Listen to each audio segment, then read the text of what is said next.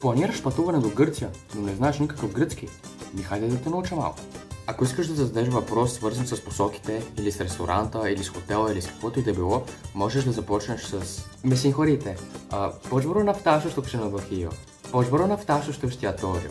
Ако искаш да звучиш още по-възпитано, можеш да замениш «μπορώ» с «θα μπορούσα».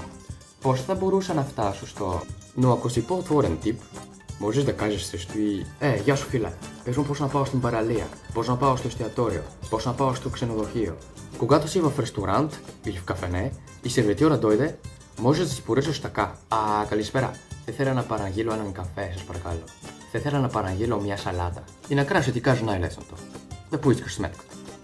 Το λογαριασμό σας παρακαλώ. Ама не дей да казваш. Γεια σου και πάλι φίλε.